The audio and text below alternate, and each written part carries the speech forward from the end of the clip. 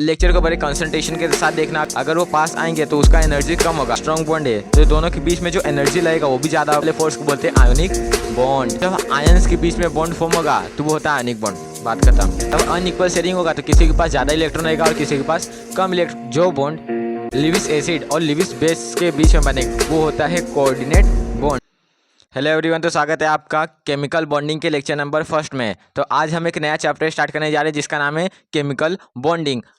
Chapter number 5 है। हमने chapter number 4 structure of atom अच्छे से कंप्लीट कर लिया। टोटल उसको 9 लेक्चर लगा था। उसमें हमने पूरा कॉन्सेप्ट देखा था, बेसिक से लेके हायर लेवल तक हमने अच्छे से सब चीज़ पढ़ लिया था। तो अब आज चैप्टर स्टार्ट होने जा रहा है केमिकल बॉन्डिंग। तो ये उससे भी ज़्यादा इंपॉर्टेंट चैप्टर है। तो केमिकल बॉन्डिंग ये भी बहुत बड़ा चैप्टर है, वही इंपॉर्टेंट है। जो इनऑर्गेनिक केमिस्ट्री का ये पूरा बेस है। इनऑर्गेनिक केमिस्ट्री इसमें हम कार्बन के बारे में नहीं पढ़ते, तो उसका ये पूरा बेस है केमिकल बॉन्डिंग। इसमें आपको समझेगा ज्योमेट्री शेप, यानी कौन सा मॉलिक्यूल्स कैसा दिखता है, उसका 3D स्ट्रक्चर क्या होता है, उसका 3D शेप क्या होता है। और इसमें हम पढ़ेंगे लिविस डॉट स्ट्रक्चर, बहुत सारे थियरी आएगा। इससे valence bond theory, VBT, MOT और VSEPR थियरी, ऐसे बहुत सारे थियरी आएंगे। यानी ये चैप्टर थोड़ा सा आपके लिए अलग हो सकते हैं, यानी इसमें सब नए नए कॉन्सेप्ट आ सकते हैं। ये सब लास्ट लेक्चर में होगा। तो अभी मैं बेसिक से एडवांस लेवल पे जाऊंगा, तो टोटल कम से 10-12 लेक्चर हो सकता है ये चैप्टर का। तो ये चैप्टर पढ़ डाला तो लाइव झिंगा लाला। तो आज के लेक्चर में हम क्या करेंगे, आज का लेक्चर नंबर 1 है, यानी इसमें सब इंट्रोडक्शन देखेंगे। तो आज के लेक्चर में हम समझेंगे केमिकल बॉन्ड क्या होता है। Lectures topics.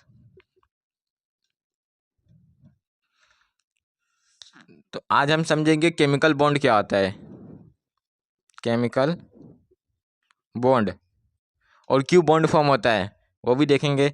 दूसरा टाइप्स ऑफ बॉन्ड देखेंगे, कितने टाइप्स के बॉन्ड होते हैं। टाइप्स ऑफ बॉन्ड बहुत इंपॉर्टेंट चैप्टर है और बहुत अच्छा भी चैप्टर है। अगर आपको समझ गया तो एकदम मज़ा आएगा आपको पढ़ने में इसको। और टाइप्स ऑफ बॉन्ड देखेंगे। फिर इसमें हम देखेंगे ionic bond, ionic bond and covalent bond.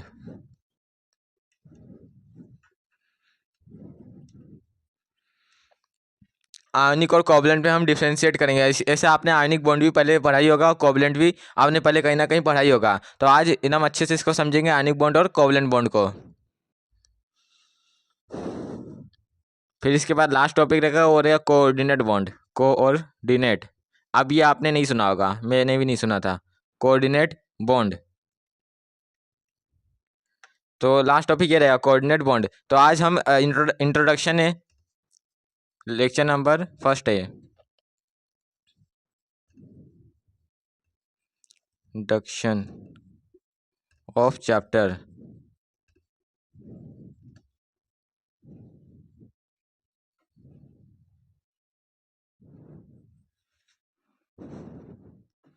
तो आज कुल 4 टॉपिक्स कवर करने वाले हैं। हम समझे केमिकल बॉन्ड क्या होता है, टाइप्स ऑफ बॉन्ड कितने होते हैं, आयनिक और कोवलेंट बॉन्ड के बारे में देखेंगे और कोऑर्डिनेट बॉन्ड देखेंगे।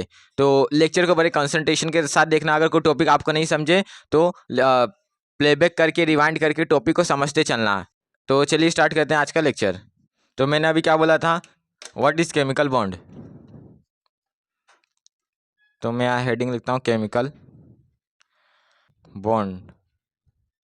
तो केमिकल बॉन्ड क्या होता है, ये फोर्स ऑफ अट्रैक्शन होता है बिटवीन 2 स्पीसीज। अब बॉन्ड क्यों फॉर्म होता है, बॉन्ड जब फोर्स ऑफ अट्रैक्शन हो तो वहाँ पे बॉन्ड फॉर्म होता है, यानी force of attraction between 2 species. और यहाँ पे स्पीसीज कैसे आएंगे, केमिस्ट्री है तो यहाँ पे एटम्स आएगा, मॉलिक्यूल्स आएगा और आयंस आएगा। और कुछ हो सकता है, एटम को कंसिडर किया मैंने, आयंस को कंसिडर किया, मॉलिक्यूल्स। अब बचा ही क्या, तो ये यानी एटम्स और एटम्स के बीच में जो फोर्स ऑफ अट्रैक्शन लगेगा वो केमिकल बॉन्ड फॉर्म करेगा। तो उसको हम सिंपली बोलते हैं केमिकल बॉन्ड। तो यहाँ पे मैं लिखते चलता हूँ, force of attraction, force of attraction, attraction between 2 species, 2 species, 2 species के बीच में लगने वाले फोर्स ऑफ अट्रैक्शन को बोलते हैं केमिकल बॉन्ड। तो यहाँ पे स्पीसीज, तो केमिस्ट्री चल रहा है तो यहाँ स्पीसीज में क्या आ जाएंगे, एटम्स, आयंस और मॉलिक्यूल्स। स्पीसीज में क्या आएंगे, एटम्स, आयंस और मॉलिक्यूल्स, एटम्स, आयंस या फिर मॉलिक्यूल्स। अब ये तीन ही चीज़ रह सकते हैं और कुछ एक्स्ट्रा नहीं रहेगा। तो दो एटम्स के बीच में लगने वाले फोर्स ऑफ अट्रैक्शन को बोलें केमिकल बॉन्ड, दो आयंस के बीच में लगने वाले फोर्स को बोलें केमिकल बॉन्ड, और वैसे ही मॉलिक्यूल्स के लिए। अब यहाँ एटम्स, आयंस और मॉलिक्यूल्स आ गए, तो एटम्स के लिए जो दो फोर्स ऑफ अट्रैक्शन लगेगा उसको कुछ और हम नाम देंगे, और दो आयंस के बीच में जो फोर्स ऑफ अट्रैक्शन लगेगा उसको कुछ और नाम देंगे। तो यहाँ से तो नाम आता है किसका, कोवलेंट बॉन्ड का और आयोनिक बॉन्ड का। दो एटम्स के बीच में, मान लो ये दो एटम्स है, अब ये दोनों दूर थे, फिर फोर्स ऑफ अट्रैक्शन के कारण ये दोनों सामने आ गए स्टेबिलिटी पाने के लिए। तो जब सामने आए तो ये मान लो एक एटम है, ये एक एटम है, तो इन दोनों के बीच में जो फोर्स ऑफ अट्रैक्शन होगा तो वो होगा वो कोवलेंट बॉन्ड फॉर्म करेगा। अगर मान लो ये एक आयन है, ये मान लो Na+ है और ये Cl- है, अब दो आयन के बीच में जो फोर्स ऑफ अट्रैक्शन होगा वो आयोनिक बॉन्ड फॉर्म करेगा, यानी दो एटम्स के बीच में लगने वाला फोर्स कोवलेंट बॉन्ड फॉर्म करेगा, राइट, और दो आयन्स के बीच में लगने वाला फोर्स आयनिक बॉन्ड फॉर्म करेगा। आयन से आयनिक इस नाम डिराइव हुआ। अब मॉलिक्यूल्स, अब दो मॉलिक्यूल्स के बीच में फोर्स ऑफ अट्रैक्शन लग सकता है। अब दो मॉलिक्यूल्स के बीच में लगेगा तो हम उसको बोलेंगे हाइड्रोजन बॉन्ड, वंडरवॉल्स बॉन्ड। ये सब अभी मैं आपको बताऊंगा तो क्लियरिटी मिलेगा। तो अभी के लिए क्या मैंने बोला, जो कोवलेंट बॉन्ड होता है वो क्या आता है, force of attraction between two species, दो स्पीसीज के फोर्स ऑफ अट्रैक्शन के कारण ही कोवलेंट बॉन्ड फॉर्म होता है। अब आपको डाउट इससे आना चाहिए कि ये बॉन्ड बन ही क्यों रहा है, मतलब फोर्स ऑफ अट्रैक्शन हो क्यों रहा है, तो उसको समझो। तो why bond form, bond form क्यों बॉन्ड बनता है, तो आप लोगों के बहुत लोगों को पता होगा, to gain stability, to gain stability बिलिटी, यानी स्टेबिलिटी को एक्वायर करने के लिए बॉन्ड फॉर्मेशन होता है। अब स्टेबिलिटी क्यों, जैसे कि आपको पता होगा कि जो नोबल गैसेस होते हैं वो सब क्या होते हैं, स्टेबल होते हैं। तो सब एटम चाहते हैं कि वो नोबल गैस जैसा बन जाए। तो to acquire noble gas configuration, first लिख सकता हूं, टू एक्वायर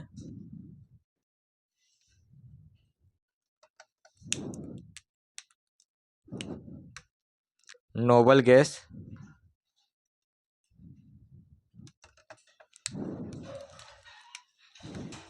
कन्फिग्यूरेशन। तो आपको इलेक्ट्रॉनिक कॉन्फ़िगरेशन मैंने स्ट्रक्चर ऑफ एटम में अच्छे से बताया था, एकदम अच्छे से, दो लेक्चर लिया था उसमें अच्छे से मैं बताया था कैसे हम इलेक्ट्रॉनिक कॉन्फ़िगरेशन लिखते हैं, जो आपको नहीं आया था, क्या 1s 2s 2p ये सब अभी 10th तक नहीं था, ये 11th में आया। तो मैं आपको अच्छे से बताया था कैसे 1s आया 2s आया, सबका थ्योरी अच्छे से बताया था। तो क्या बोल रहा हूँ, to acquire noble gas configuration, noble gas configuration कैसा होता है, 1s2 होगा, या फिर NH2 होगा, NP6 होगा, यही होगा। NH1H2 कब होगा, जब हीलियम के केस में हम बात करें, मतलब यहाँ पे मान लो हीलियम है, तो हीलियम के केस में जो उसका आउटर मोस्ट वैलेंस इलेक्ट्रॉन होता है उसमें 1s2 होता है, 2 होता है, तो 1s2। तो ये हीलियम क्या नोबल गैस है जो किसी के साथ रिएक्ट नहीं करता। वैसे ही NH2 NP6, तो टोटल यहाँ पे ऑक्टेट हो गया, तो ऑक्टेट कंप्लीट हो गया, तो इसको भी बोलते हैं नोबल गैस का कन्फिग्रेशन है। एन यहाँ पे कोई भी नंबर हो सकता है, 1 हो, 2 हो, 3 हो, डिपेंड करता है। तो जैसे यहाँ पे एग्जांपल ले लो आर्गन का, आर्गन में क्या होता है, 18 होता है, तो लास्ट में क्या आएगा, जैसे आप आर्गन का यहाँ पे एग्जांपल लिखता हूँ मैं, आर्गन में क्या आता है, 1s2 2s2 2p6, फिर इसके बाद 3s2 और 3p6 होता है।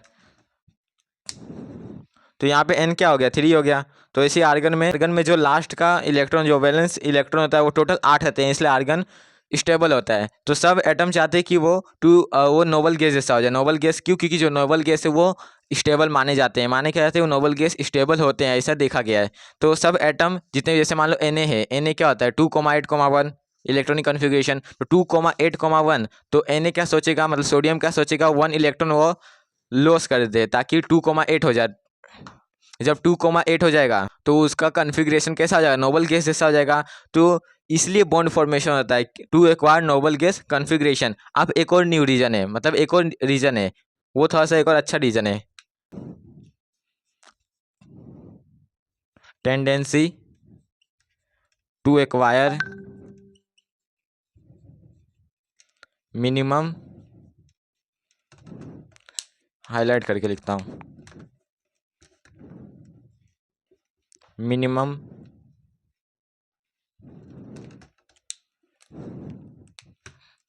Energy state, energy state. तो मैंने क्या लिखा, tendency to acquire minimum energy state, यानी जो ये एटम्स होते हैं वो क्या सोचते हैं कि वो अपने एनर्जी लो कर दे। अगर एनर्जी लो अपना कर देंगे तो वो स्टेबल हो जाएंगे। जैसे अगर दो एटम दूर दूर है तो इस ये एक एटम में ज़्यादा एनर्जी रहेगा, मतलब ये एटम के पास ज़्यादा एनर्जी रहेगा। अगर वो पास आएंगे तो उसका एनर्जी कम होगा। तो हर एटम चाहता है कि वो अपना एनर्जी कम करे, क्यों? क्योंकि स्टेबल के लिए। अगर आप में भी एनर्जी कम हो गया, मान लो आप में एनर्जी है ही नहीं, तो आप भी स्टेबल हो जाओगे। तो एटम भी यही करता है, अपना एनर्जी कम करने की कोशिश करता है। तो एनर्जी कम कैसे होता है? जब दो मॉलिक्यूल्स का बॉन्ड फॉर्मेशन होता है। जब बॉन्ड फॉर्मेशन होगा तो वहाँ पे एनर्जी कम हो जाता है। तो इसलिए बॉन्ड फॉर्मेशन होता है, tendency to acquire minimum energy state. अब यहाँ पे एनर्जी स्टेट कौन सा एनर्जी की बात करें? एनर्जी तो बहुत सारे हैं, तो यहाँ पे पोटेंशियल एनर्जी आता है। जो ये एनर्जी होगा वो होगा पोटेंशियल एनर्जी। बस आपको ये याद रखना है, ये पोटेंशियल एनर्जी। तो मैंने आपको एक अभी पॉइंट बोला था, in attraction the total energy of the total energy of the molecule decreases. Attraction में जो टोटल एनर्जी होता है वो क्या होता है? डिक्रीज होता है। And the chemical bond form, and chemical bond form. तो यही दो रीजन आ जाते हैं कि बॉन्ड फॉर्मेशन क्यों होता है। तो इसको मैं हाईलाइट कर देता हूँ।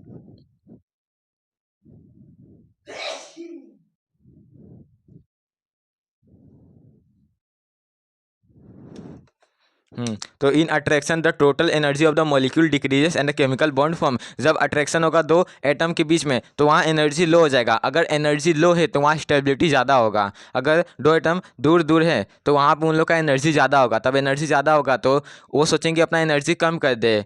तो एनर्जी कम करेंगे तो स्टेबिलिटी मिल जाएगा।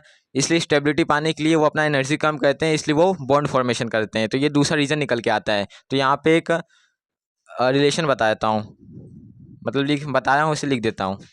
क्या कि जो अट्रैक्शन होता है, attraction is inversely proportional to energy. काम का चीज़ है एनर्जी, जो कि डायरेक्टली प्रोपोर्शनल हो जाएगा स्टेबिलिटी से। जो बोला उसको बस लिखा हूँ, स्टेबिलिटी। इसको भी हाईलाइट कर देता हूँ।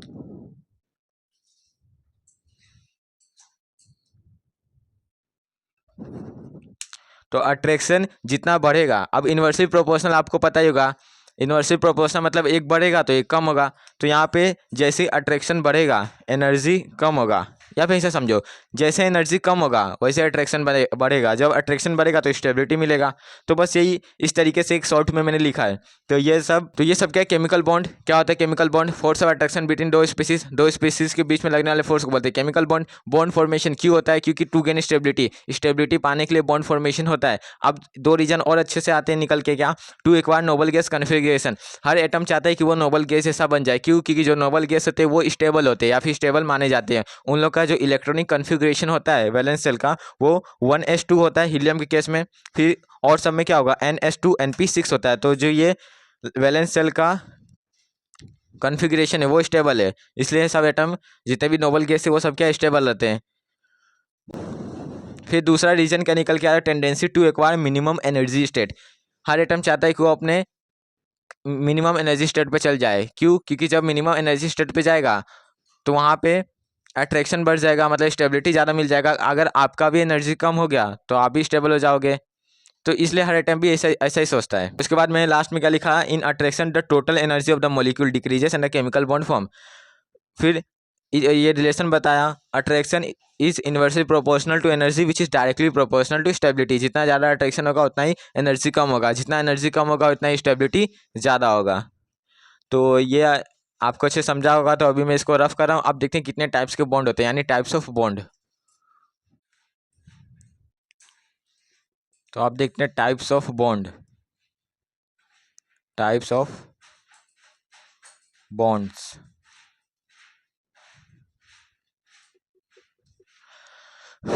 तो जनरली जो बॉन्ड्स है वो टू टाइप्स में क्लासिफाई होते हैं। एक होता है स्ट्रॉन्ग बॉन्ड, दूसरा होता है वीक बॉन्ड। स्ट्रॉन्ग बॉन्ड, दूसरा होता है वीक बॉन्ड। वीक बॉन्ड, तो नाम से ही पता चल रहा है, जो स्ट्रॉन्ग बॉन्ड होगा वो स्ट्रॉन्ग होगा, जो वीक बॉन्ड होगा वो वीक बॉन्ड होगा। अब जो ये स्ट्रॉन्ग बॉन्ड है वो एटम्स या फिर आयंस के बीच में बनेगा, बिटवीन एटम्स या फिर आयंस के। और जो ये वीक बॉन्ड है ये मॉलिक्यूल्स के बीच में बनेगा, बिटवीन मॉलिक्यूल्स। एक मिनट।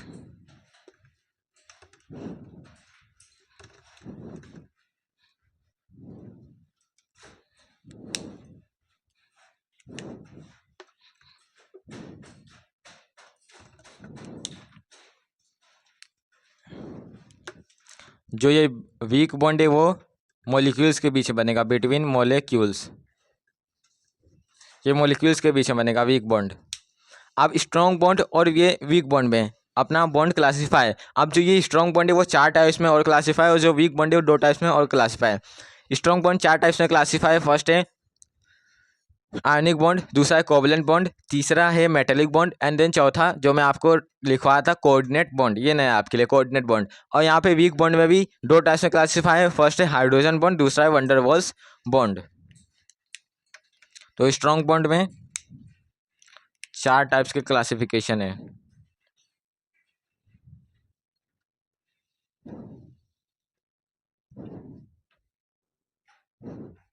फर्स्ट होता है आयोनिक बॉन्ड, बचपन से पढ़ते आ रहे आयोनिक बॉन्ड। दूसरा है कोवलेंट बॉन्ड, तीसरा मेटेलिक बॉन्ड। तो मेटेलिक बॉन्ड किस में लगेगा, मेटल्स के बीच में। और चौथा है कोऑर्डिनेट बॉन्ड, कोऑर्डिनेट बॉन्ड। तो ये मेजर 4 टाइप्स आते हैं स्ट्रॉन्ग बॉन्ड के हैं। और जो ये वीक बॉन्ड है वो 4 में नहीं 2 में क्लासीफाई। तो 2 में कौन से, हाइड्रोजन बॉन्ड होता है एक, हाइड्रोजन बॉन्ड, ये स्टेट्स ऑफ मैटर में है हाइड्रोजन बॉन्ड, तो अभी आप पढ़ लोगे तो वहाँ पे अच्छा रहेगा। फिर दूसरा आता है walls bond.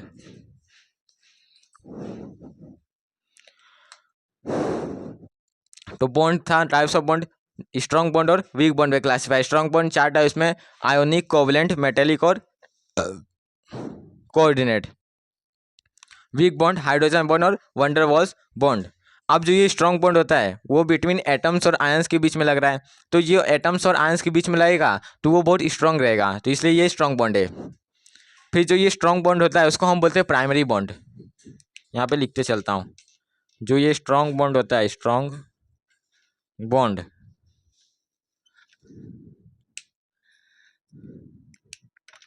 Also called primary bond, और इसका अपोजिट हो जाएगा वीक बॉन्ड,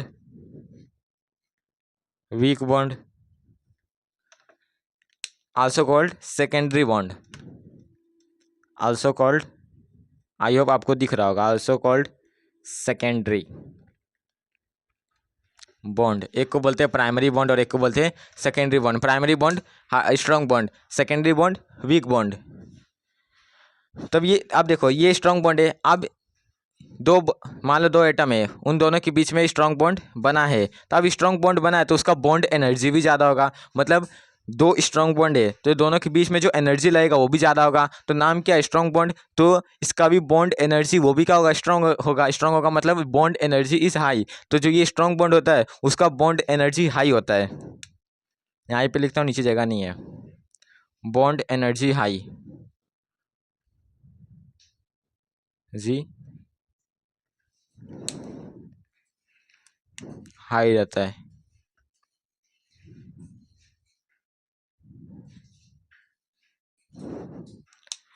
अब ये वीक बॉन्ड है तो दो, मान लो ये दो मतलब दो एटम में दोनों के बीच में वीक बॉन्ड बना है। तो वीक बॉन्ड बना है तो उसका बॉन्ड एनर्जी लो होगा, इसलिए वीक बॉन्ड है बोल सकते हैं। तो इसका बॉन्ड एनर्जी लो हो जाएगा। अब इसको कहाँ, ऊपर ही लिखना पड़ेगा, यहाँ फिर नीचे लिखता हूँ लो।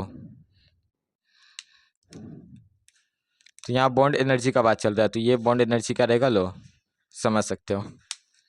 तो बॉन्ड कितने दो टाइप से मेजरली क्लासीफाई, एक है स्ट्रॉन्ग बॉन्ड, दूसरा है वीक बॉन्ड। स्ट्रॉन्ग बॉन्ड में आयनिक, कोवलेंट, मेटेलिक और कोऑर्डिनेट। वीक में हाइड्रोजन और वंडर वॉल्स। ये बात याद रखना है कि जो स्ट्रॉन्ग बॉन्ड होता है उसको प्राइमरी बॉन्ड बोलते हैं, वीक बॉन्ड को सेकेंडरी बॉन्ड। जो स्ट्रॉन्ग बॉन्ड होता है वो एटम्स और आयंस के बीच में बनता है, और जो वीक बॉन्ड होता है वो मॉलिक्यूल्स के बीच में बनता है।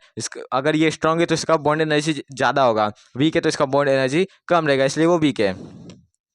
तो अब सबको एक एक को देखते हैं और अब एक एक के ऊपर स्टडी करते हैं। तो आप समझते हैं आयनिक बॉन्ड, इसके बाद कोवलेंट बॉन्ड, इसके बाद मेटेलिक, फिर कोऑर्डिनेट, हाइड्रोजन, वंडर वॉल, इसके बाद देखेंगे। तो अब इसको मैं इरेज कर रहा हूँ तो आप देखते हैं आयोनिक बॉन्ड क्या होता है। तो अभी टाइप्स ऑफ बॉन्ड चल रहा है, उसमें पहला आयोनिक बॉन्ड। तो आयोनिक बॉन्ड तो ये आपको 10th में चैप्टर नंबर 8 में था, आयोनिक बॉन्ड। तो आयोनिक बॉन्ड क्या होता है, फोर्स ऑफ अट्रैक्शन। पहले बोलता हूँ, जो फोर्स ऑफ अट्रैक्शन होता है बिटवीन आयंस के बीच में, शुरुआत में बताया था। तो आयंस क्या होते हैं, आयंस क्या होते हैं, पॉजिटिव आयन और नेगेटिव आयन। आयन क्यों फॉर्म होते हैं, अगर कोई इलेक्ट्रॉन वैलेंस सेल को छोड़ के जा रहा है, तो छोड़ के जा रहा है मतलब जब वो इलेक्ट्रॉन उसमें प्रेजेंट है, अगर इलेक्ट्रॉन एटम को छोड़ के जा रहा है तो वहाँ पे पॉजिटिव चार्ज डोमिनेट कर जाएगा। तो इसलिए ऐसा ही होता है यहाँ पे, जो इसलिए आयंस फॉर्म होते हैं। तो जब आयंस फॉर्म्ड होंगे तो उन दोनों के फोर्स ऑफ अट्रैक्शन के कारण जो बॉन्ड फॉर्म होगा उसको बोलते हैं आयनिक बॉन्ड। तो force of attraction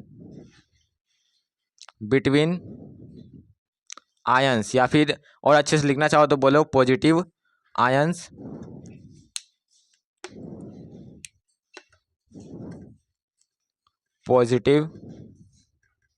ions and negative ions. Positive और नेगेटिव आयंस के बीच में लगने वाले फोर्स को बोलते हैं आयनिक बॉन्ड। जैसे अभी मैं एग्जांपल लूँगा, आप इसके ऊपर से अच्छे देखते हैं पॉजिटिव आयन क्या होता है, नेगेटिव आयन क्या होता है। तो पॉजिटिव आयन का मतलब होता है कटायन और नेगेटिव आयन का मतलब होता है अनायन, इसको हम बोलते हैं वैसा। तो पॉजिटिव आयन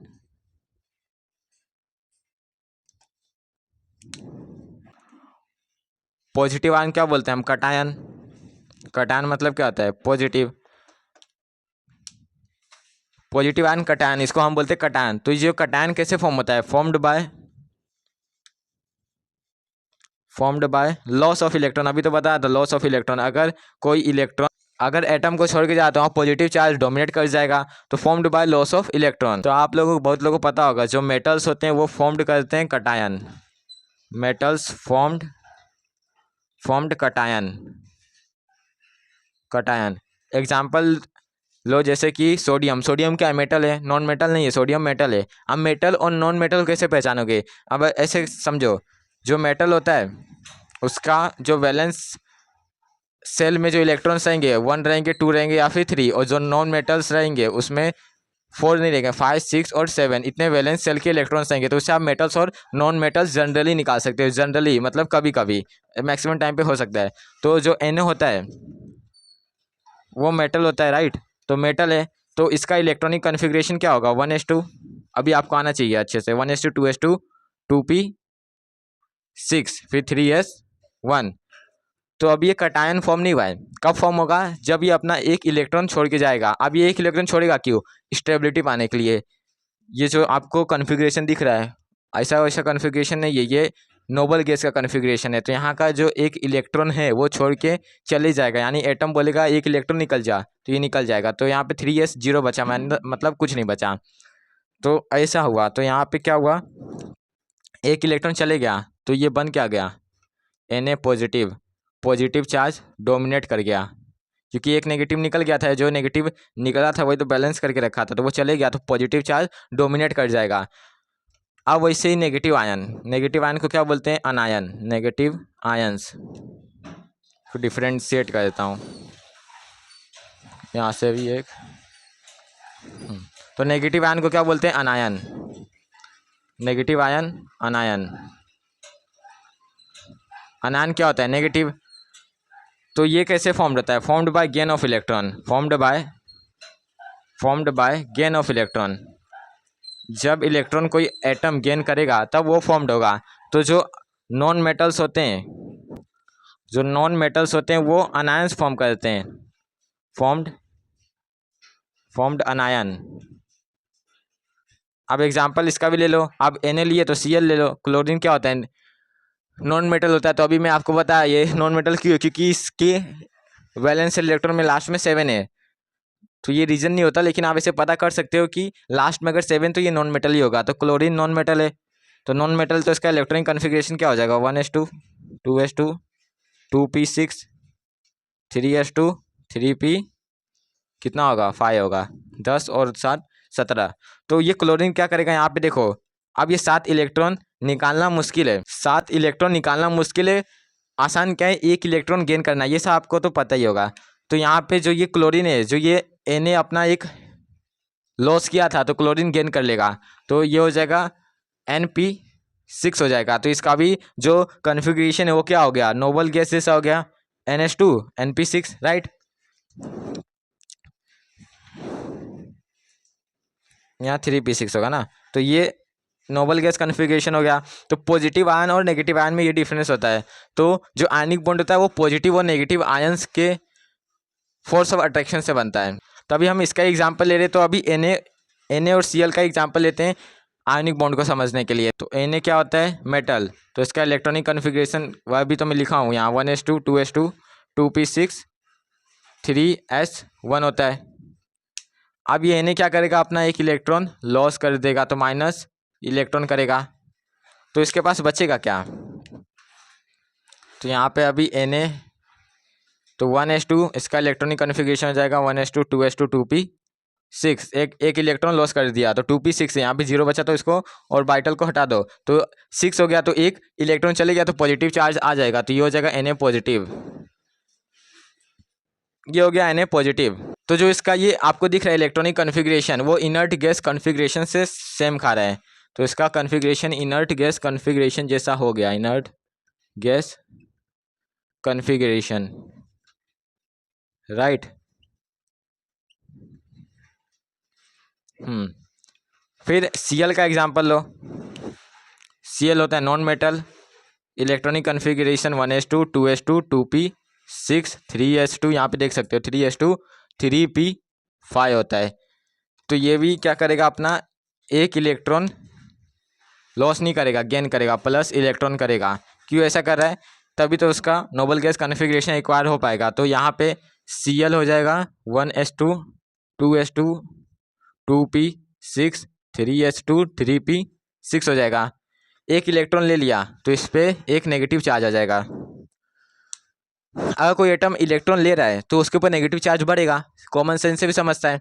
अगर कोई एटम एक इलेक्ट्रॉन दे रहा है तो वहाँ पे पॉजिटिव चार्ज डोमिनेट कर जाएगा। तो यहाँ पे भी क्या हो रहा है, एक में इलेक्ट्रॉन का लॉस हो रहा है, एक में इलेक्ट्रॉन का गेन हो रहा है। तो यहाँ पे Na पॉजिटिव हो गया और Cl नेगेटिव। अब देखो ये क्या स्टेबल, ये स्टेबल कब स्टेबल हुए, जब ये एक डोनेट किया, और ये कब, जब ये इलेक्ट्रॉन लिया। तो यहाँ पे ऐसा केस बनेगा, जो Na पॉजिटिव है वो Cl नेगेटिव के कांटेक्ट में आएगा, तब ये अपना इलेक्ट्रॉन दे पाएगा और ये अपना इलेक्ट्रॉन ले पाएगा। तो अब ये दोनों कांटेक्ट में आए तो इन दोनों के बीच में एक फोर्स ऑफ अट्रैक्शन लगेगा आयन से। तो आयंस के बीच में जो फोर्स ऑफ अट्रैक्शन लगेगा वही होता है आयोनिक बॉन्ड। तो यहाँ पे आयोनिक बॉन्ड का फॉर्मेशन हो जाएगा। तो ये है पूरा कॉन्सेप्ट आयोनिक बॉन्ड का। आई होप आपको अच्छे समझा होगा। तब ये आयोनिक बॉन्ड फॉर्म होगा तो NaCl फॉर्म्ड, दस NaCl formed, NaCl formed, NaCl बन जाएगा। आप आई होप आपको दिख रहा होगा। तो आयनिक बॉन्ड आप क्या समझोगे? Force of attraction between positive और नेगेटिव आयंस। पॉजिटिव और नेगेटिव आयंस के बीच में लगने वाले फोर्स को बोलते हैं आयोनिक बॉन्ड। पॉजिटिव आयंस मतलब कटायंस, नेगेटिव आयंस मतलब अनायंस। कटायंस कैसे फॉर्म होते हैं? मेटल्स फॉर्म करते हैं। कैसे? कटायंस फॉर्म होगा loss of electron, anions form होगा gain of electron. Loss of electron क्यों हो रहा है? नोबल गैस कॉन्फ़िगरेशन को एक्वायर करने के लिए। एग्जाम्पल जैसे Na का ले लो और क्लोरीन का ले लो। Na क्या होता है? Na क्या होता है? Sodium. Sodium it means it is a metal. और क्लोरीन क्या होता है? Non metal, right. तो क्लोरीन और सोडियम दोनों के बीच में आयंस के कारण बॉन्ड फॉर आयंस के कारण फोर्स ऑफ अट्रैक्शन जनरेट होगा। जब वो दोनों सामने आएंगे तो फोर्स ऑफ अट्रैक्शन जनरेट हुआ तो वहाँ पे बॉन्ड तो बनेगा ही। तो बॉन्ड बनेगा तो जो बॉन्ड बनेगा उसको बोलते हैं आयोनिक बॉन्ड। कितना सिंपल है। यानी आपको बस यही बात याद रखना है कि जब आयंस के बीच में बॉन्ड फॉर्म होगा तो वो होता है आयनिक बॉन्ड। बात खत्म। तो आप ये चाहो तो लिख सकते हो। आप देखते हैं कोवलेंट बॉन्ड। तो टाइप्स ऑफ बॉन्ड में second covalent bond, covalent bond. तो अगर आप इसको समझ जाओगे तो अच्छा रहेगा। क्यों ऐसा मैं क्यों बोल रहा हूँ कि अगर आगे अभी आप यही लेक्चर को कंटिन्यू करोगे, मतलब अगला लेक्चर आप देखोगे, जब इस चैप्टर के हायर लेवल पे हम आएंगे तो वहाँ पे जितना भी बात होगा वो सब कोवलेंट बॉन्ड का होगा। आयनिक बॉन्ड का इस चैप्टर में काम नहीं है, तो कोवलेंट बॉन्ड का इसमें काम आएगा। तो अभी आप अच्छे से कोवलेंट बॉन्ड को समझ लोगे तो वहाँ पे आपको अंडरस्टैंड करना आसान हो जाएगा। तो कोवलेंट बॉन्ड क्या होता है? The bonds which is formed by sharing of electron between two atoms. Sharing of electron के कारण जो बॉन्ड फॉर्म होता है उसको बोलते हैं कोवलेंट बॉन्ड। क्या बोला मैंने?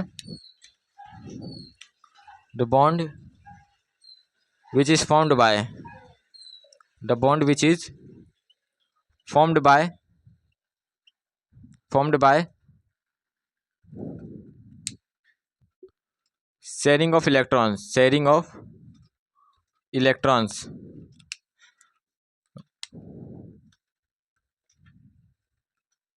Between two atoms.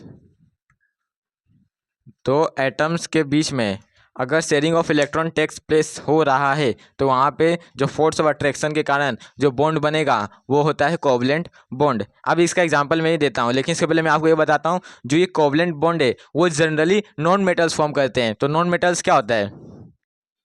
Non metals? Hydrogen, और हाइड्रोजन होता है, कार्बन होता है। कार्बन भी एक नॉन मेटल होता है। कार्बन होता है, फ्लोरीन, क्लोरीन, ये सब नॉन मेटल्स हैं। तो जो कोवलेंट बॉन्ड है, lent bond, generally non metals formed, generally है यानी कुछ एक्सेप्शन होगा। तो जनरली केमिस्ट्री में आपको दिखेगा generally non metals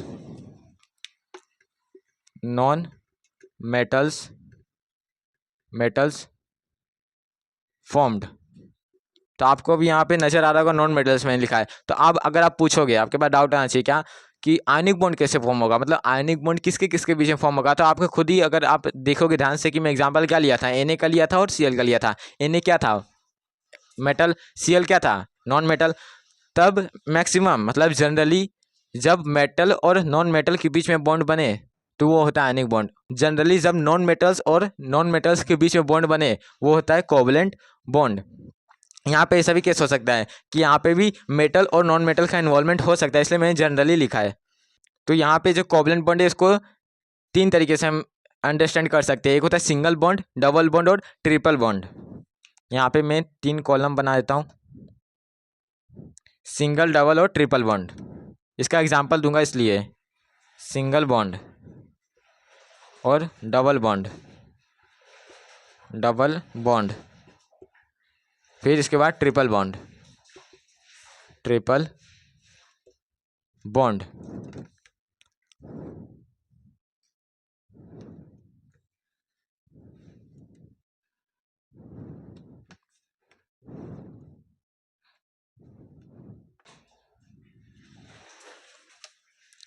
single, double and triple bond. तो सिंगल बॉन्ड में क्या होगा? ईच एटम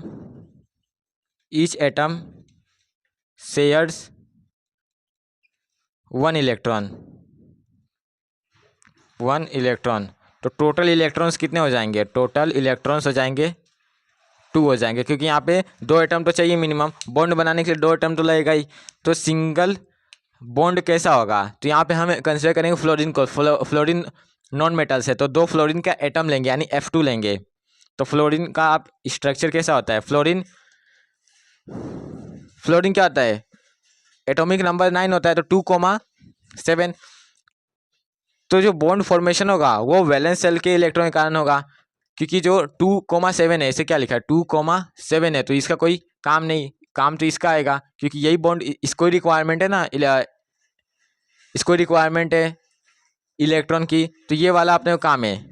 तो लास्ट का हम वैलेंस सेल देखेंगे, तो वैलेंस सेल क्या हो जाएगा, यहाँ पे 2, 2, 4, 6 और 7 है, राइट।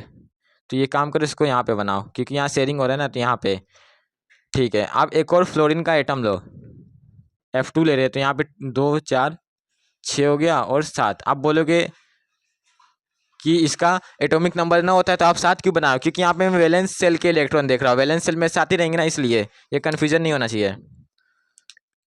तो यहाँ पे एक फ्लोरीन के पास 7 एटम है, दूसरे के पास 7 है, तो फ्लोरीन क्या बोलेंगे कि हम शेयरिंग कर लेते हैं। शेयरिंग कर लेंगे तो एक टाइम पे ये वाला फ्लोरीन इस इलेक्ट्रॉन को यूज करेगा, एक बार ये वाला फ्लोरीन इस इलेक्ट्रॉन को यूज करेगा, तो यहाँ पे शेयरिंग हो जाता है। तो sharing of electron takes place. तो शेयरिंग कैसे होगा, इस तरीके से। तो आप गिनो, 2, 4, 6, 8 हो गया, तो जो ये फ्लोरीन है अब ये स्टेबल माना जाएगा, तो इसलिए शेयरिंग होता है। शेयरिंग क्यों हो रहा है, ऐसे थोड़ी ना हो रहा है, स्टेबिलिटी पाने के लिए हो रहा है। तो जो एटम्स होते हैं वो ऐसे भी होते हैं कि शेयरिंग ऑफ इलेक्ट्रॉन के कारण भी बनते हैं, तो वो जो बॉन्ड होता है वहाँ पे कोवलेंट बॉन्ड होगा, तो जो बॉन्ड बनेगा वो होगा कोवलेंट बॉन्ड। तो ये एक फ्लोरीन के पास 7 था, इसके पास 7 था, तो इसको एक का रिक्वायरमेंट था, इसको भी एक का रिक्वायरमेंट था, तो इन दोनों आपस में इस तरीके से अरेंज हुए कि ये दोनों ऐसा बॉन्ड फॉर्म किए कि ताकि इसके पास भी 8 इलेक्ट्रॉन्स हो गए, इसके पास भी 8 इलेक्ट्रॉन्स हो गए, तो अभी दोनों स्टेबल है। तो ये होता है सिंगल बॉन्ड के केस में। अब डबल बॉन्ड के केस में क्या हो जाएगा, यहाँ फ्लोरीन आया तो यहाँ पे ऑक्सीजन ले लो, ऑक्सीजन का एटॉमिक नंबर होता है 8, तो 8 में कैसा रहेगा इलेक्ट्रॉनिक कन्फिग्रेशन 2,6। तो यहाँ पे डबल बॉन्ड के केस में each atom shares 2 electron, each atom shares 2 electron, तो जो टोटल इलेक्ट्रॉन हो जाएगा वो हो जाएगा 4। तो यहाँ पे एग्जांपल मैं ले रहा हूँ ऑक्सीजन का, यहाँ भी 2 ऑक्सीजन लिए, O2 मॉलिक्यूल देख रहे हैं। तो ऑक्सीजन का जो लास्ट वैलेंस सेल होगा उसमें कितने इलेक्ट्रॉन रहेंगे, 2, 2, 4 और यहाँ पे 6, राइट। और ये वाला एटम पे 2, 4 एंड यहाँ पे 6, इस तरीके से बनाया। तो अब इस ऑक्सीजन वाले एटम पे 6 था वैलेंस इलेक्ट्रॉन, तो इसको 2 की रिक्वायरमेंट थी, और इसके पास भी 6 था, इसको भी 2 की रिक्वायरमेंट थी। तो ये दोनों आपस में सामने आए, फिर इसके बाद शेयरिंग कर लिए। तो यहाँ पे इसके पास टोटल हो गया 8, गिन सकते हो आप, 2, 4, 6, 8, और इसके पास भी हो गया 8, 2, 4, 6, 8। तो ये भी एग्जाम्पल हो जाए कोवलेंट बॉन्ड का, कोवलेंट बॉन्ड। आई होप आपको दिख ही रहा होगा। तो ये डबल बॉन्ड के केस में होता है। अब मैं ऐसा क्यों बोल रहा हूँ कि यहाँ डबल बॉन्ड बन रहा है। अब एक चीज़ आप ध्यान रखना, आप आगे आपको काम आएगा। 2, आप 10वीं में भी आपने अगर अच्छे से पढ़ा होगा तो आपको पता ही होगा, 2 electrons always form single bond. तो यहाँ पे 2 इलेक्ट्रॉन्स है वो एक ही बॉन्ड बनाएंगे, यहाँ पे 4 है तो मतलब एक ये बनेगा और एक ये बनेगा, यानी 4 इलेक्ट्रॉन्स है तो 2 बॉन्ड बनेंगे, 2 इलेक्ट्रॉन्स है तो एक बॉन्ड बनेगा, यानी 2 इलेक्ट्रॉन्स मिलके एक सिंगल बॉन्ड बनाते हैं। फिर इसके बाद ट्रिपल बॉन्ड के केस में क्या होगा, ईच एटम शेयर्स, ये आपने कार्बन कंपाउंड में देखा होगा। तो ईच एटम शेयर्स 3 इलेक्ट्रॉन, तो टोटल इलेक्ट्रॉन कितना होगा, 6 हो जाएगा, राइट। टोटल इलेक्ट्रॉन में क्यों लिख रहा हूँ आपको यहाँ पे दिख रहा होगा, टोटल में लिखा 4 तो यहाँ पे 4 आया, यहाँ पे लिखा 2 तो यहाँ पे 2 आया। तो यहाँ पे बॉन्ड बन गया, गलती से अब यहाँ बॉन्ड बनेगा, भाई मिस्टेक हो गया, देखा नहीं। तो यहाँ पे अभी क्या मैंने बोला था, 2 इलेक्ट्रॉन्स मिलके एक सिंगल बॉन्ड बनाते हैं, 4 इलेक्ट्रॉन से 2 बॉन्ड बनेगा। अब ट्रिपल बॉन्ड के केस में सबसे अच्छा एग्जाम्पल आता है नाइट्रोजन का। नाइट्रोजन का एटॉमिक नंबर 7। तो इसका जो वैलेंस सेल के इलेक्ट्रॉन्स हैं कितने रहेंगे 2,5, तो 5 रहेगा। तो 2 ऊपर रख दो, फिर एक,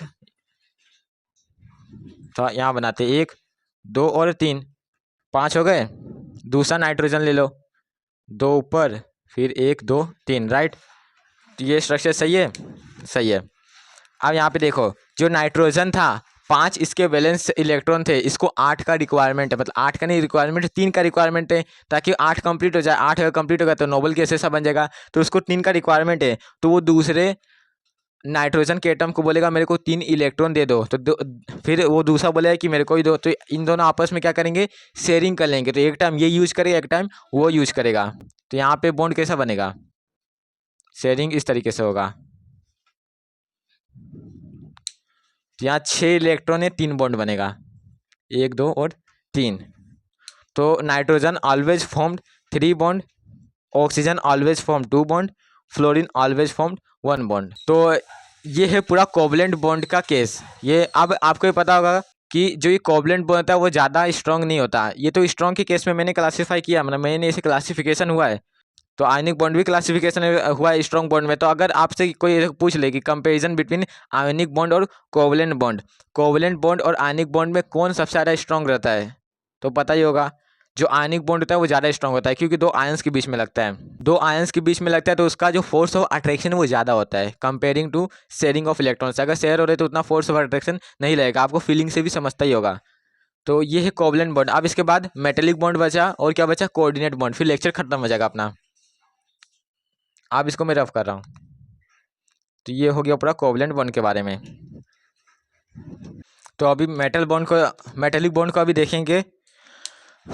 उसके पहले इंपॉर्टेंट है अपना समझना कोऑर्डिनेट बॉन्ड। क्यों? क्योंकि कोवलेंट बॉन्ड के बाद अगर कोऑर्डिनेट बॉन्ड पढ़ोगे तो ज़्यादा क्लियरिटी मिलेगा। तो कोऑर्डिनेट बॉन्ड, तो ये आपके लिए नया है कोऑर्डिनेट बॉन्ड। तो कोऑर्डिनेट बॉन्ड होता है special case of covalent bond. कहाँ लिखूँ? यह है special case of covalent bond, special case of covalent bond.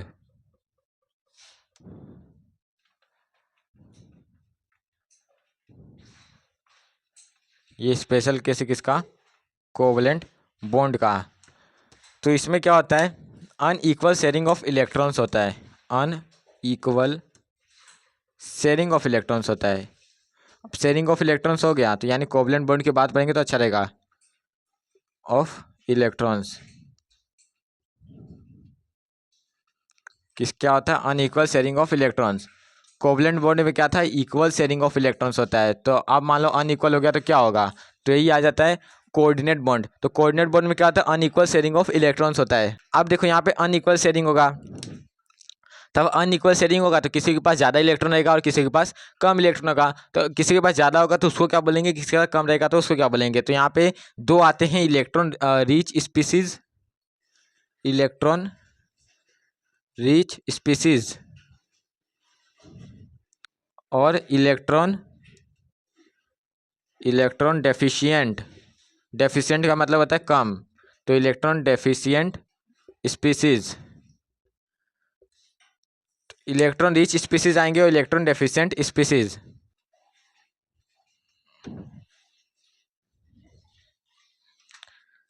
तो जो इलेक्ट्रॉन रिच स्पीसीज होता है उसके और इलेक्ट्रॉन डेफिशिएंट स्पीसीज, इन दोनों के बीच में जो बॉन्ड फॉर्म होगा, उसी बॉन्ड को बोलते हैं कोऑर्डिनेट बॉन्ड। कोऑर्डिनेट बॉन्ड, उसी को बोलते हैं कोऑर्डिनेट बॉन्ड। आई होप आपको ये समझा होगा एकदम अच्छे से। तो मैंने क्या बोला, इलेक्ट्रॉन रिच स्पीसीज और इलेक्ट्रॉन डेफिशिएंट स्पीसीज, इन दोनों के बीच में जो बॉन्ड फॉर्म होगा वो उसको बोले हम कोऑर्डिनेट बॉन्ड। जो इलेक्ट्रॉन रिच स्पीसीज है इसका मतलब क्या है, इसके पास एक्स्ट्रा इलेक्ट्रॉन है, इट हैज़ एक्स्ट्रा इलेक्ट्रॉन, इसलिए ये इलेक्ट्रॉन रिच है। तो जो ये इलेक्ट्रॉन रिच स्पीसीज होता है उसको हम कुछ नाम देते हैं।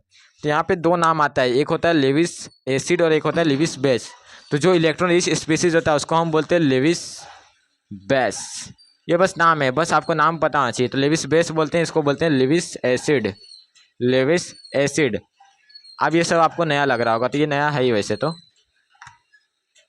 Lewis acid. अब ऐसा बोलो, तरीका बदल लो, समझ रहे हैं एक ही चीज़, कहने का तरीका अलग होना चाहिए। तो अब ऐसा बोलो, जो बॉन्ड लिविस एसिड और लिविस बेस के बीच में बनेगा, लिविस एसिड और लिविस बेस के बीच में बनेगा, वो होता है कोऑर्डिनेट बॉन्ड, वो होता है कोऑर्डिनेट बॉन्ड। तो लिविस एसिड क्या होता है, लिविस बेस क्या होता है, लिविस बेस मतलब जिसके पास इलेक्ट्रॉन रिच है, जिसके पास इलेक्ट्रॉन ज़्यादा है, और इलेक्ट्रॉन डेफिशिएंट उसको बोलेंगे लिविस एसिड, और इसको बोलेंगे लिविस बेस, ठीक है। तो इलेक्ट्रॉन रिच का मतलब होता है इसके पास एक्स्ट्रा इलेक्ट्रॉन, इसके पास ज़्यादा इलेक्ट्रॉन, इसके पास इलेक्ट्रॉन की कमी है, तो इसके पास लोन पेयर है। अब लोन पेयर अभी मैं यूज़ नहीं करता हूँ, आगे यूज़ करूँगा तो आपको समझेगा। तो ये है कोऑर्डिनेट बॉन्ड। अब इसका हम रिप्रेजेंटेशन देखेंगे, इसके पहले ये समझ लेते हैं मेटेलिक बॉन्ड क्या होता है। अभी मेटेलिक बॉन्ड भी अभी देख लेते हैं। तो चौथा क्या है, मेटेलिक बॉन्ड। तो मेटेलिक बॉन्ड, अब इसका क्या ही बोलूँ, ये कुछ नहीं है। Bond which is formed between metal, bonds which is formed between metal, दो मेटल्स के बीच में जो बॉन्ड फॉर्म्स होगा वही हो जाएगा मेटल बॉन्ड। जैसे एग्जांपल पोटेशियम का ले लो, पोटेशियम क्या होता है, के, तो K2 अगर फॉर्म हुआ तो ये मेटल बॉन्ड्स में कंसिडर किया जाएगा। तो ये कोऑर्डिनेट बॉन्ड क्या है, special case of covalent bond. Covalent bond का स्पेशल केस है। ऐसा मैं क्यों बोल रहा हूँ, क्योंकि यहाँ पे शेयरिंग ऑफ इलेक्ट्रॉन होता है, लेकिन कैसा होता है, अनइक्वल होता है। तो unequal sharing of electrons, coordinate bond. Unequal sharing का मतलब क्या है कि यहाँ पे इलेक्ट्रॉन रिच स्पीसीज रहेंगे, इलेक्ट्रॉन डेफिशिएंट स्पीसीज रहेंगे। जो इलेक्ट्रॉन रिच स्पीसीज रहेगा उसको बोलते हैं लेविस बेस, और जो इलेक्ट्रॉन डेफिशिएंट स्पीसीज रहेगा उसको बोलते हैं लेविस एसिड। नाम में तो बोलते हैं। अब ऐसा बोलो, लेविस बेस और लेविस एसिड के बीच में जो बॉन्ड फॉर्म होता है उसको बोलते हैं कोऑर्डिनेट बॉन्ड। कोऑर्डिनेट बॉन्ड का मतलब होता है अनइक्वल शेयरिंग। अब इसको रिप्रेजेंट कैसे करेंगे, जैसे कोवलेंट बॉन्ड को कैसे रिप्रेजेंट करते हैं, जैसे CH4 ये मान लो, ये CH4 तो CH4 को कैसे रिप्रेजेंट करते हो, C चारों side bond, H H H और H, इस तरीके से रिप्रेजेंट करते हो। तो वैसे कोऑर्डिनेट बॉन्ड को कैसे रिप्रेजेंट करेंगे, अब उसका देखते हैं, रिप्रेजेंटेशन ऑफ कोऑर्डिनेट बॉन्ड। तो अभी मैं आपको क्या बोला, representation of coordinate bond, of coordinate bond. तो कोऑर्डिनेट बॉन्ड यहाँ पे दो स्पीसीज आएंगे। जैसे मैं एज्यूम कर लेता हूँ कि जो ए है वो इलेक्ट्रॉन रिच स्पीसीज है, इसको दूसरे पेन से लिखता हूँ, जो ए है वो इलेक्ट्रॉन रिच स्पीसीज है, एज्यूम किया हूँ, और बी है electron deficient species, electron deficient species. तो मैंने क्या बोला, मैंने ए को एज्यूम किया कि इलेक्ट्रॉन रिच स्पीसीज है, यानी इसके पास ज़्यादा इलेक्ट्रॉन्स है, इसके पास लोन पेयर प्रेजेंट है, और एक इलेक्ट्रॉन डेफिशिएंट स्पीसीज, दो को कंसिडर किया, ए और बी को। अब देखो, ए इलेक्ट्रॉन रिच है तो इसको क्या बोलेंगे हम, इलेक्ट्रॉन रिच को क्या बोलते हैं, लेविस बेस और इलेक्ट्रॉन बेस, ई वाला बेस, और इलेक्ट्रॉन डेफिशिएंट स्पीसीज है तो उसको मैंने बोला था लेविस एसिड, ठीक है। तो एक ए है एक बी है, एक के पास ज़्यादा इलेक्ट्रॉन है, एक के पास कम इलेक्ट्रॉन है, तो इसका रिप्रेजेंटेशन कैसा होगा, ए को बनाओगे बी को बनाओगे, ए और बी बनाए। अब अगर कोवलेंट बॉन्ड होता तो इस तरीके से बनाते, राइट।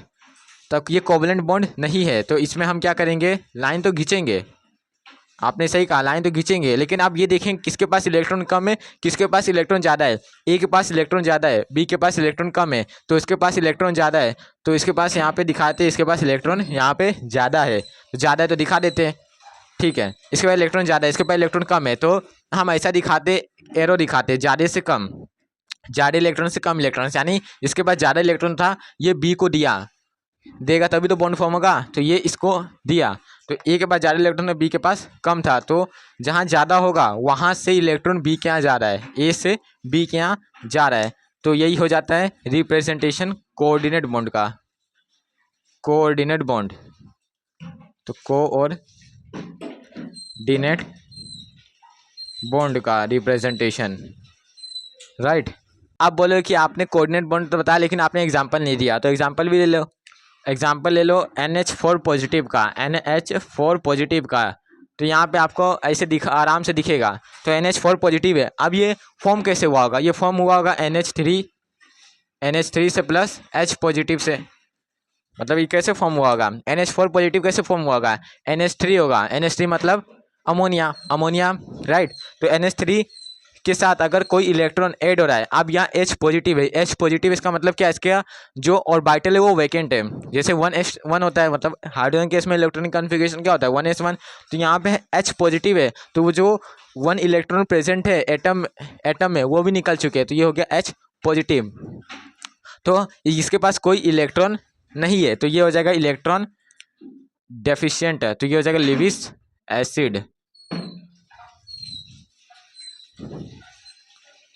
Acid, right. और ये हो जाएगा लेविस बेस।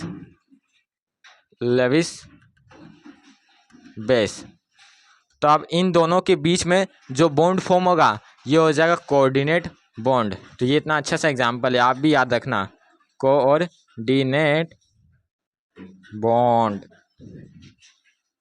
तो NH4 पॉजिटिव का एग्जांपल आप याद रखना कैसे बना होगा? NH3 से बना होगा प्लस H पॉजिटिव से। H पॉजिटिव का मतलब इसके पास कोई इलेक्ट्रॉन नहीं है, इसका मतलब वो वैकेंट है। और NH3 के पास तो इलेक्ट्रॉन है, तो ये इसके कंपेरिजन में इलेक्ट्रॉन रीच हो जाएगा। तो इलेक्ट्रॉन जिसके पास नहीं है, यानी इलेक्ट्रॉन डेफिशिएंट स्पीसीज है, तो उसको क्या बोलेंगे? Lewis acid. Electron rich species है कौन सा? NH3, तो वो हो जाएगा लेविस बेस। तो अब लेविस एसिड और लेविस बेस इन दोनों के बीच में जब बॉन्ड फॉर्मेशन होगा तो जो रिजल्ट आएगा वो बनेगा कोऑर्डिनेट बॉन्ड। तो आई होप आपको सब टॉपिक क्लियर हुआ होगा। तो हमने शुरुआत से क्या पढ़ा था? हमने देखा केमिकल बॉन्ड क्या होता है केमिकल बॉन्ड, अभी आपको याद है? हाँ, force of attraction between two species, दो स्पीसीज के बीच में लगने वाले फोर्स को बोलते हैं केमिकल बॉन्ड। स्पीसीज यहाँ पे बायो वाली स्पीसीज नहीं है, यहाँ पे कौन सा स्पीसीज है? पर क्या रहेगा? केमिस्ट्री क्या रहेगा? एटम्स, मॉलिक्यूल्स और आयंस। एटम्स, आयंस और मॉलिक्यूल्स रहेगा। तो एटम्स, आयंस, मॉलिक्यूल्स। अब इन तीनों के बेसिस पे हमने बॉन्ड्स को क्लासीफाई किया था। कौन से बॉन्ड्स आए थे? कौन से? स्ट्रॉन्ग बॉन्ड और वीक बॉन्ड। फटाफट रिकैप करो। स्ट्रॉन्ग बॉन्ड और वीक बॉन्ड। स्ट्रॉन्ग बॉन्ड में 4 आए थे, वीक बॉन्ड में 2 आए थे। स्ट्रॉन्ग बॉन्ड कौन कौन सा था? आयनिक, कोवलेंट, मेटेलिक और कोऑर्डिनेट। वीक बॉन्ड में हाइड्रोजन बॉन्ड और वंडर वॉल्स बॉन्ड। ये हम अगले लेक्चर में करेंगे। तो आज के लेक्चर में बस इतना ही है। और अभी मैं रिकैप करा रहा हूँ। तो इसके बाद हमने क्या देखा था? इसके बाद हमने सब बॉन्ड के बारे में देखा। आयनिक बॉन्ड क्या होता है? बिटवीन आयंस, आयंस के बीच में बनने वाले बॉन्ड को बोलते हैं आयनिक बॉन्ड। कोवलेंट बॉन्ड क्या होता है? शेयरिंग ऑफ इलेक्ट्रॉन्स के कारण बने। अब एक बात याद रखना, जो आयनिक बॉन्ड होता है वो मेटल्स और नॉन मेटल्स के बीच में बनता है। मेटल्स कैसे पहचानोगे? कोई एलिमेंट कैसे मेटल्स है तो आपको पता ही होगा। जनरली नहीं पता है तो आप ऐसे ट्रिक लगा सकते हो। जो मेटल्स होता है उसका जो वैलेंस शेल के इलेक्ट्रॉन है उसमें 1, 2 या फिर 3 रहेंगे। नॉन मेटल्स के केस में 5, 6 और 7 रहेंगे। और अगर बच गया 4 तो 4 क्या है? मेटलॉइड। तो जो कार्बन एक एक्सेप्शन है, वो मेटलॉइड नहीं है, कार्बन नॉन मेटल है। फिर सिलिकॉन हो गया, जर्मेनियम, ये सब क्या है? मेटलॉइड है। इसके पास 4 इलेक्ट्रॉन्स होते हैं, वैलेंस शेल के इलेक्ट्रॉन्स। फिर हमने आयनिक कोवलेंट ही हो सका, फिर कोऑर्डिनेट बॉन्ड अभी पढ़ ही रहते, तो इसका रिप्रेजेंटेशन भी मैंने बता दिया। तो आज के लेक्चर में बस इतना ही। अब अगले लेक्चर में हम करेंगे ऑक्टेट रूल, ड्यूप्लेट रूल। इसके बाद हम देखेंगे फॉर्मल चार्ज। फिर धीरे चैप्टर हाई लेवल पे जाते रहेगा। तो आज का इंपॉर्टेंट टॉपिक क्या है? Covalent bond. अगर आपको कोवलेंट बॉन्ड अच्छे समझ गया तो आप अगला लेक्चर भी अच्छे देख सकते हो। तो आज के लेक्चर में बस इतना ही। मिलते हैं अगले लेक्चर में, तब तक ले बाय।